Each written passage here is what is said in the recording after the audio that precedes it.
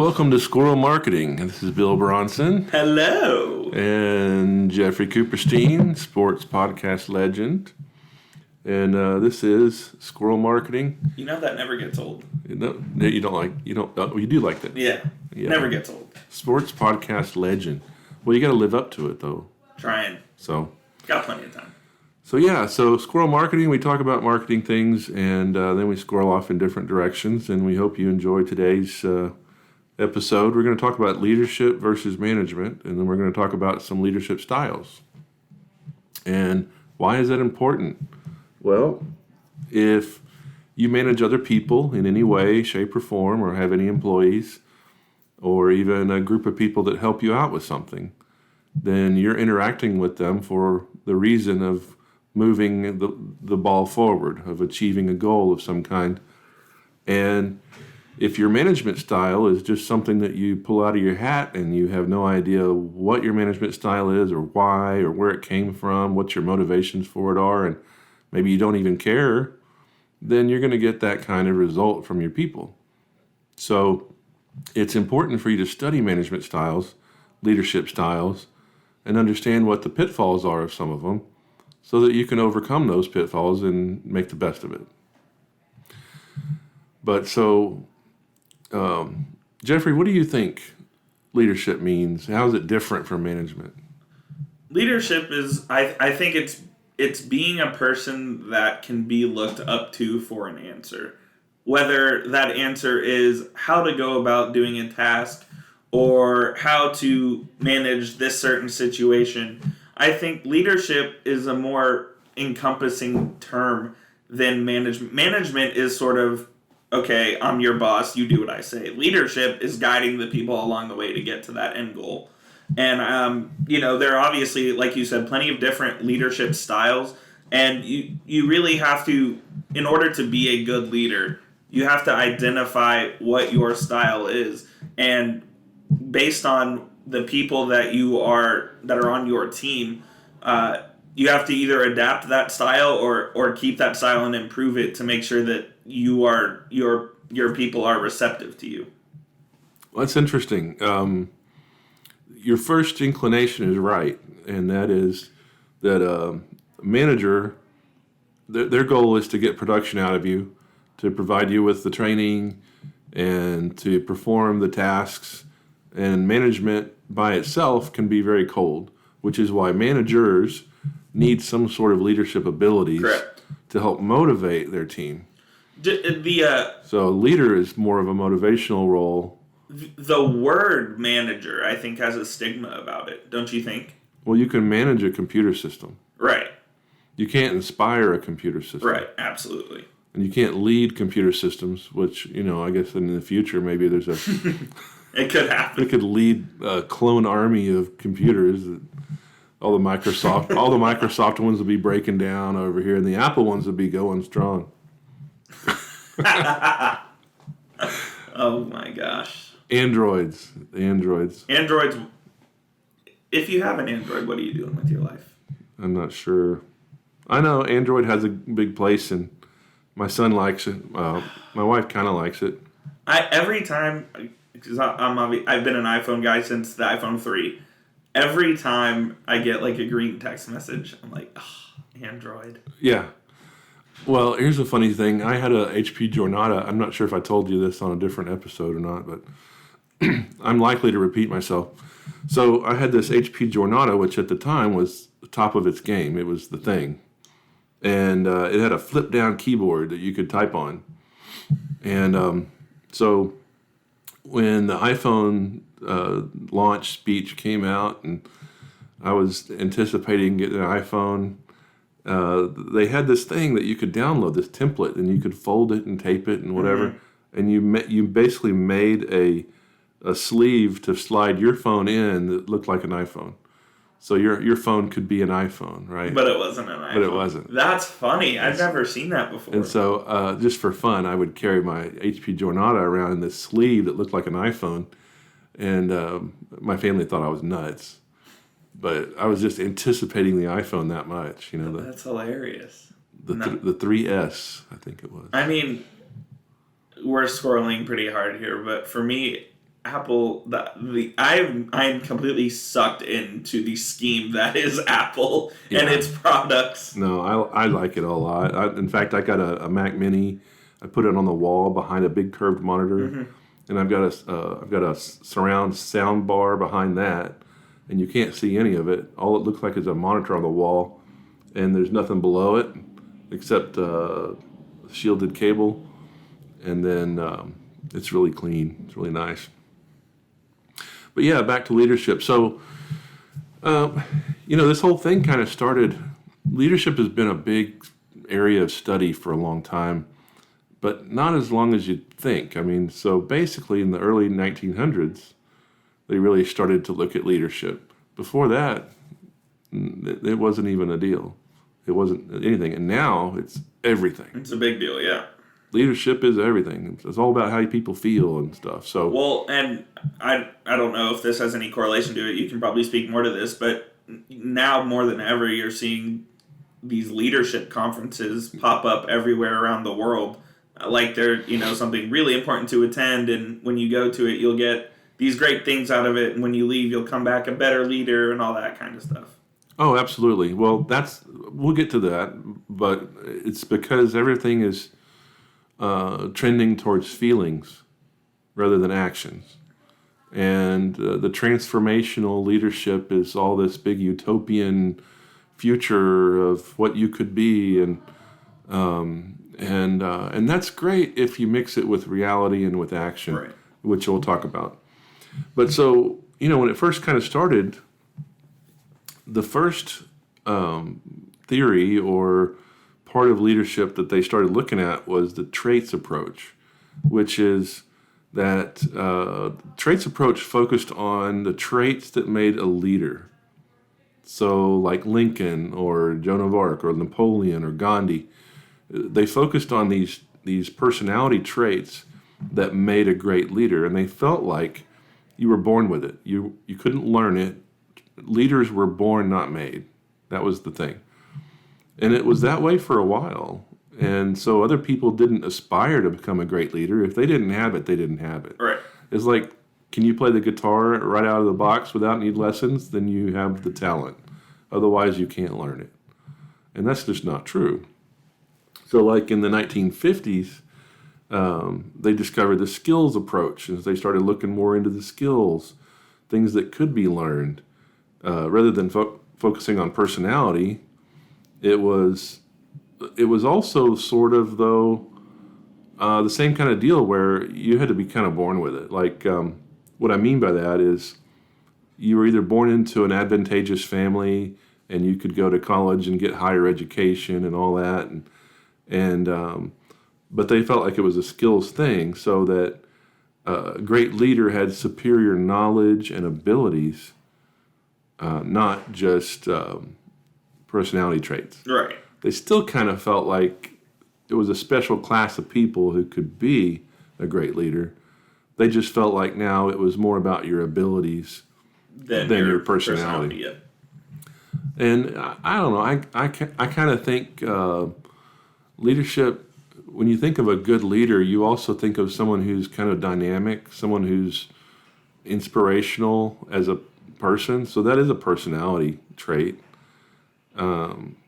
And their knowledge is sort of a foundation for that. Mm-hmm. You have to have the knowledge before you can say something intelligent. Well, I think that anyone can develop into a leader as they go on. I think you're right, where you have to have the knowledge base in order to be able to lead people, but then you do have to have the personality for it to resonate with whoever you're working with as well. So I do think anyone could be developed into a leader. It may not come naturally, but the ones that it do come naturally for probably have a better chance to be a more successful leader. Well, yes and no. I mean, we'll get to that in a minute, but I thought it was interesting to go back to the very beginning of the study of leadership, just to kind of show you how it progressed, and to let everybody kind of see that progression in thought patterns that people had in society. And this is the U.S. basically, but it kind of led the world in the study. And so we talked about traits and skills, but then they started to focus kind of on behaviors. So first it was personality traits. You were born with that. Then it's skills, what you're able to learn, and your knowledge and your abilities. And then they started thinking about behavior, which is a little bit different than the traits, because traits focused on your personality, but the behavioral approach focused on what you actually do and how you act. So you don't have to have the trait. Right. You can fake it. It's all about what you present. What you present, yeah. And then there was a big leap, 1969, where they discovered the situational approach, and it's probably the widest studied, until these days with the transformational approach. But back then, the situational approach had 4 quadrants, and it talked about focusing your leadership style based on your environment. So it allowed for a shift in how you relate to people based on who they were and what situation you're in, what kind of job it is. Is it a physical job or a mental job? It focused on all these different things. And really the situational approach was probably the most widely accepted for the longest period of time. So then I think that's kind of a shift right there, because before that, all these other ones, the traits approach, the skills, the behavior approach, all those are leader-centric, which means that they focused on the leader, not the followers. Right. So they were focused on this great person to be looked up to, and their traits and their skills and their behaviors. And then we start to see with the situational approach, wait a minute, there's one leader and 1,000 followers. Maybe we should focus on the people, right? Let's focus on the people a little bit and see what they need instead of who this person is. And so they started doing that with the situational approach, where they were basically instructing a leader to help assess the situation, to look at the people, to look at different aspects of their job of management, and to tailor their to some extent their leadership based on that. Now, I think it's crazy that it took until 1969 for society to figure this approach out. Well, think about it. I mean, before that, like Leave It to Beaver on TV, Leave It to Beaver, those boys needed to do whatever the dad said. Yeah. So did the wife. And so jobs were the same kind of way. Your manager would say, this is what you're going to do, and you would do it, or you didn't have a job. They didn't care how you felt about it. And they didn't care if you felt particularly rewarded at your job either. They just cared that you did what you were supposed to. Yeah. It was a large duty-bound society, which, everything in moderation. I would say we're lacking in that these days a little bit, but it shouldn't be to the extent that it was. And so when the 60s came, a lot of things changed, whether it's drugs or enlightenment or whatever. The hippie movement came, and people began to think outside the box, and exclusively outside the box. Yeah. And by in 69 or so, they're starting to think about, okay, well, your job should be fulfilling. It should be rewarding. And so leaders should help you in ways that you feel best being helped. And that was really just the tip of the iceberg with it. Because then they started going into something called path goal theory, where the leader would identify the goal for the team. They would identify the path to get there, and then they would move people towards that goal. Which really, the path goal theory is a precursor to another one here later on we'll talk about. But so path goal, very focused on a goal, period. We have a goal to achieve. Let's do it, team. Boom. Yeah. But the next one is kind of like this situational approach. It's called leader-member exchange theory. And leader-member exchange theory is it's also kind of centered on the follower, but it's really talking about the dyadic relationship between the follower and the leader, where there's this area in the middle that is a win-win situation for both. So there's the needs of the follower, then there's the needs of the leader, and then somewhere in the middle, they hit this sweet spot. And so, anyway, it really focuses not on the leader or the follower, but it focuses on both of them, and it focuses on their interaction, right? So if you're a leader, which you are in your role, what are you researching? What are you looking at to try to improve or adapt or add something to your bag of tricks that you would have as a leader? What kind of stuff are you looking at? Well, first of all, I think you should identify out of all of these that we go over what kind of leader you think you are. And then you might want to look in the mirror and be objective about it and make sure. And not everybody is one exclusively. They got right. They're a mix of it. Yeah. They got some mixes of things, and the same thing with philosophy. There's different philosophical things you could wrangle yourself into and term yourself a realist or a subjectivist or whatever. But you got pieces, so you're going to have a predominant role that you can identify or a style, and then you're going to have little subordinate styles that are that come in whenever you let them come in. And what's funny about it is that you didn't go to school and come out of school and study leadership styles. Pick one, and that's then, what I am. and then study how to become that. See, you're backing into this because you are who you are. You do what you do, and if you're leading people at all or managing people, you're going to have a leadership style of some kind. So then you have to figure out what that is, and then you got to figure out whether or not that's advantageous to you. Yeah. Because if your leadership style is kind of behind the times and not very advantageous, then you might be losing people. You might have disgruntled people. You might not even know it. But it behooves you to know who you are so you can endeavor to become better. And that's just the way I kind of put it. And I'll tell you what kind of leader I am, I think, in a minute. Because there's two more. Well, there's a few more, but mainly there's three more. I'm sorry, four. I looked at my notes. And I'm going to skip over transformational leadership for now because it's a big boy in the room. It's a big white elephant.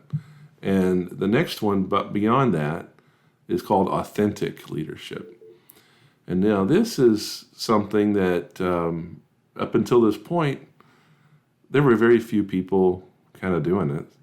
And it's Now, let me guess. Transparency. That's exactly what I was going to say. You're real with your people. Yes, like before then, you wouldn't know that your manager or the leader of your organization, let's say, let's go to an extreme, okay? And let's say they had cancer. You would never know that your manager had cancer. You would never know that your boss was sick. You would never know that your manager was sick. They would hide everything from you. In fact, some families are that way, where the parents hide everything from the kids, yeah. and they're never real with the kids. And maybe it's an alcoholic with cancer, and you think that they never drink and they're fit and well, because you don't even know that person. Right. So when this came in, they started saying, well, we need to create a deeper relationship with our employees so that One, they're more loyal. Two, they feel more like a part of the family. They'll stick around longer. They'll endure more. And so this thought of authentic leadership was really to nurture a relationship between leader and follower. And so that needed to happen. But that's not all it takes to lead. You know, that's one of those things that could be a really good subordinate piece to who you are as a leader. Yeah. But you would want to everything in moderation. You want to make sure you're not too disclosing. You're not too transparent. There's a line. Definitely a line. Some people don't need to know, for instance, recently that I was upset and kind of scared about what's happening with my mother. Yeah. And I couldn't hide it with a couple of you when we were talking, but for the most part, I should have tried to keep that to myself a little more. And so that's where I'm talking about these checks and balances, where if you know what these things are, you can look at yourself in the mirror and say, okay, I need to do better on this. Nobody's perfect, but everybody can endeavor to change. So that's authentic leadership. There's a little more to it. Yeah, I mean, it can go, it can go as in depth as you want, but I do think, I know from my standpoint, it's important to me that whoever my boss is, my superior is, that they are that they're authentic with me and that they're real and they show what they really feel, whether it's about me or it's about them. I know I want to get to know the people that I'm with on a deeper level. Right. Absolutely. So authentic leadership just means being real. And to what extent, that's up to you. Yeah. So there's three more. There's one more and then two big boys. So we've got this one more called servant leadership. To me, it's a negative. I don't like it. I see a lot of people doing it. But bear with me, because these people who do this take it to an extreme. And these servant leaders they do everything for their team. They're in the trenches with their sleeves rolled up. They're getting people what they need. They're teaching people. They're spending time with people. They're almost martyrs in the sense that they don't expect there to be a win-win situation. They are 100% giver, and they don't expect anything in return except they hope that it will increase performance. And that's what they're going for. And that's at the extreme of servant leadership. But it's really a paradox because it approaches leadership in a way that runs contrary to common sense. Leaders don't really appear to be servants. So when you look at it this way, I would say maybe camp counselor might I was a camp counselor. Might be a servant leader in that role. And again, this is not who you are. This is how you lead. Yeah. And it can actually change and should change based on the situation you're in, the people that you're around. What is it, a work environment or not? Because little squirrel here, I'm writing a paper right now, and I'm finding that leadership styles happen between the relationships in patient and provider. So your doctor and patient relationship, where the doctor is exhibiting a leadership style, particularly if they're helping you with navigating something. So it could be the same as a work environment. Yeah.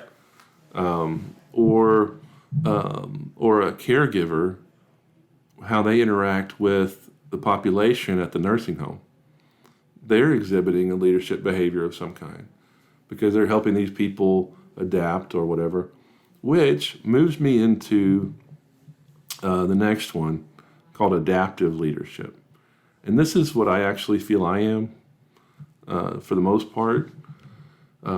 Maybe path goal and adaptive, which path goal is similar to adaptive leadership, but adaptive leadership takes a particular stance on the leader teaching the follower how to adapt and move and change through obstacles and changes that happen.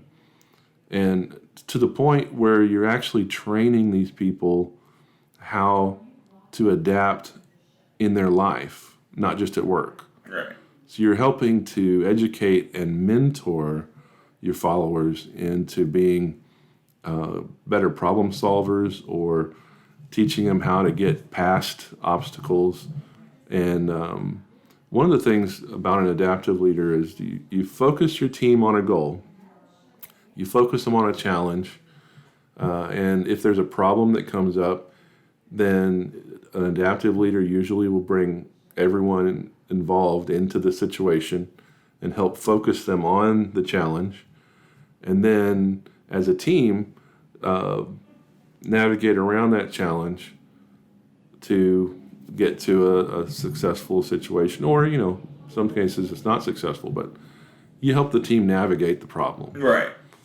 And so hopefully if when the team is in other areas of their life, or they're somewhere else or whatever, they're better for it. It's kind of, to me, when I was reading it and trying to figure out if this was me, it's like when I was a scoutmaster and we had a troop of 30 boys out on a trip.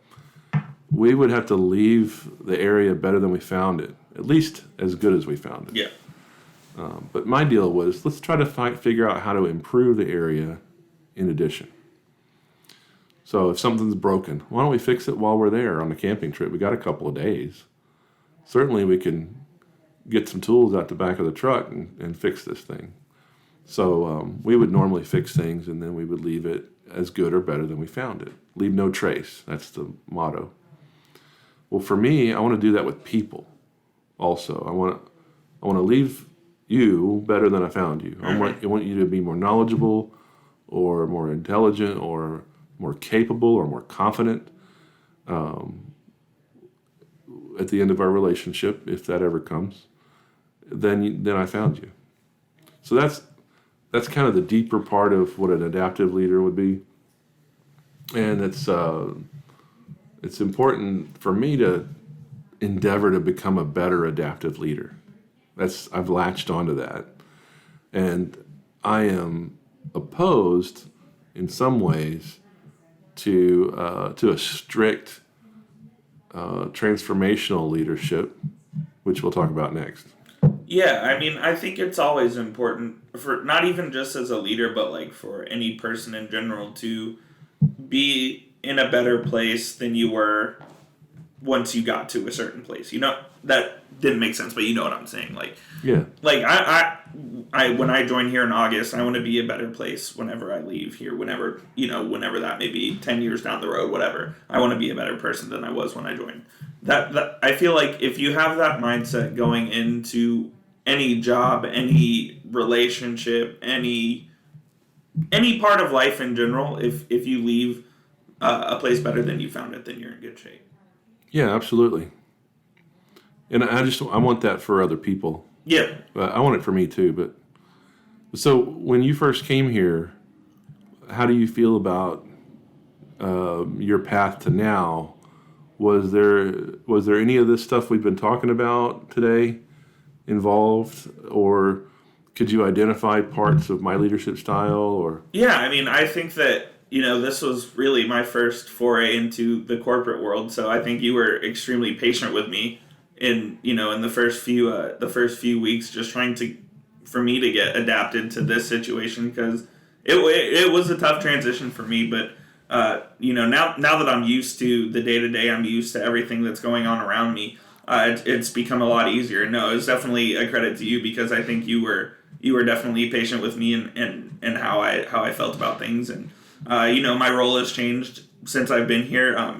You found stuff that I enjoyed, that I liked doing, which helped a lot with transitioning into this, and there were some things that I thought maybe I wasn't I wasn't quite equipped for that I think you listened and you saw that it was kind of eating at me a little bit, and you made it easier on me for sure. So, and I think that goes into your leadership style where you want everyone to succeed under you. It's not like you wish failure upon anyone. So I thought that was really important. Yeah, that's there's a role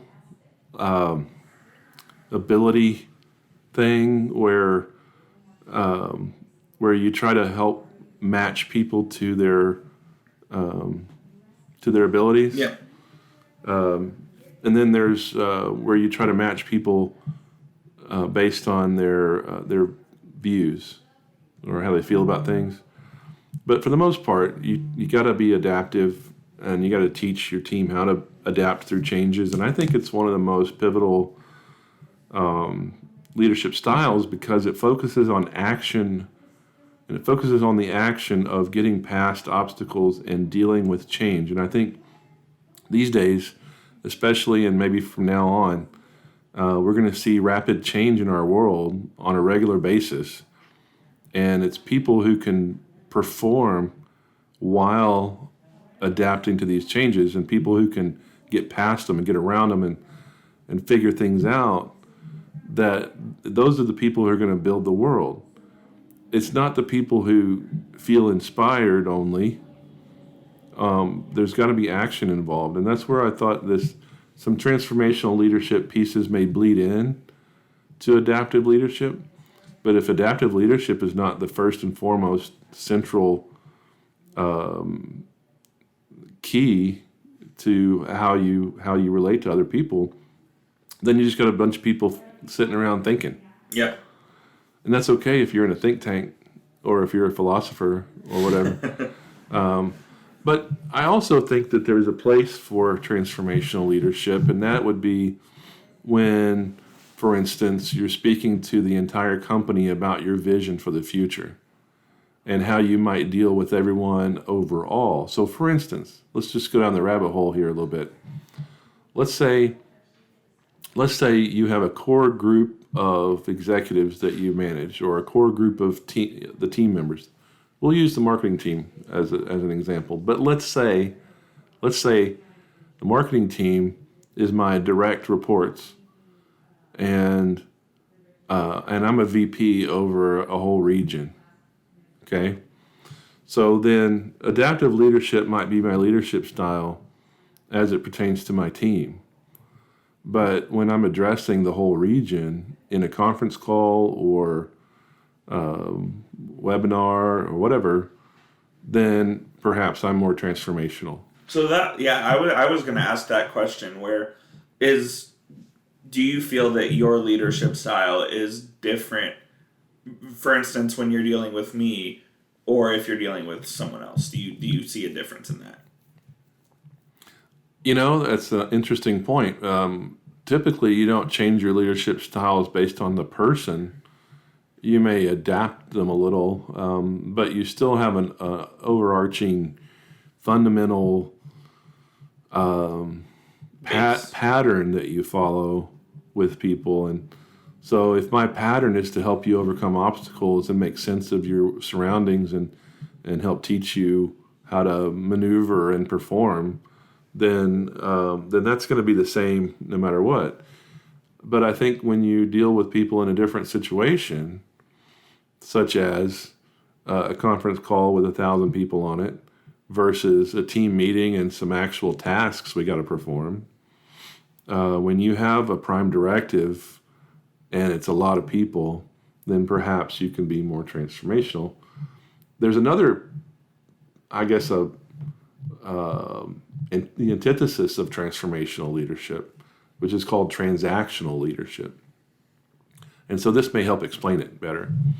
Transactional leadership is when basically you say, okay, Jeffrey, you give me 2 hours worth of work, I'll give you $100. And you do the work because of the $100. Right. That's it. It's a transaction. Here you go. There's no more relationship than that. It's basically you do this work, I'll give you this pay. Yep. Period. Transformational leadership is exactly opposite of that. And it really focuses on inspiring you to dream and inspiring you to strive to become better and to overcome obstacles. The difference here is transformational leadership might inspire you to overcome obstacles, whereas adaptive leadership teaches you how. And I turn your face and I focus you and point, and we have a path to follow that is kind of like that path goal theory. So transformational leadership involves emotionally